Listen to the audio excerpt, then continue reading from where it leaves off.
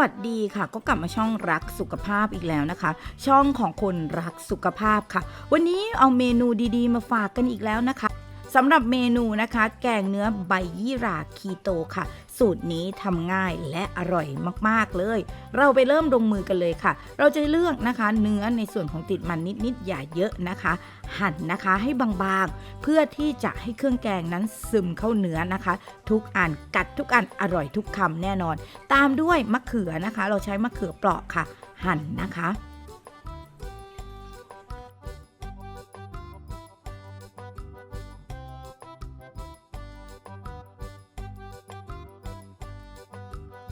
หลังจากนั้นค่ะไ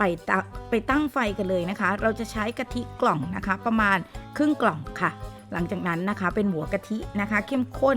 เราจะเคี่ยวตลอดเวลาอย่าให้มันแตกมันนะคะเนื้อจะหอมขึ้นเรื่อยๆพอ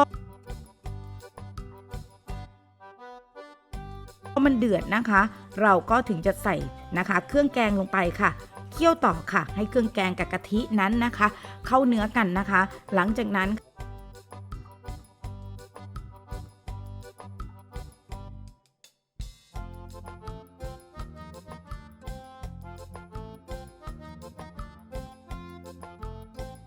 ค่ะรอจนเดือดสักครู่ค่ะใส่ในส่วนของเนื้อลงไปเลยจ้าเคี่ยวต่อกับหัวกะทินะคะเนื้อกับหัวกะทินะคะบอกเลยว่าหอมจริงๆในขั้นตอนนี้นะคะเคี่ยวไปสักครู่ตั้งให้มันเดือดนะคะเราก็ทยอยใส่นะคะในส่วนของน้ำไปนิดนึง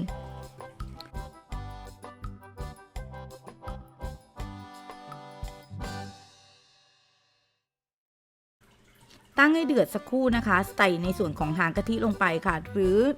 นะคะอีกครึ่งหนึ่งของกะทิกล่องลงไปค่ะหลังจากนั้นนะคะรอเดือดค่ะพอ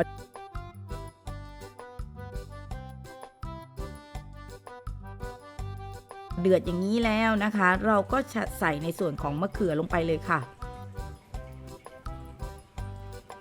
ตั้งให้มะเขือนิ่มนิดนึงนะคะให้มะเขือสุกค่ะ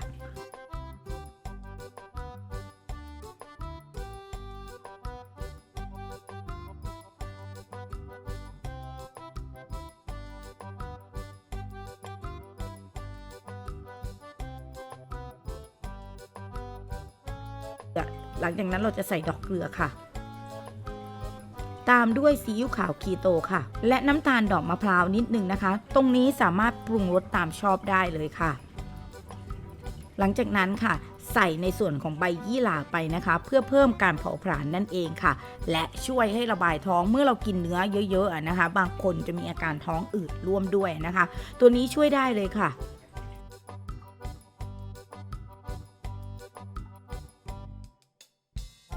เกิดอีกสักครู่นะคะพร้อมจัดเสิร์ฟกันแล้วนะคะสำหรับแกงเนื้อนะคะใบยี่หร่าหอมน่าทานมากๆขอตัวไปทานก่อนนะคะเจอกันใหม่คลิปหน้าสวัสดีค่ะ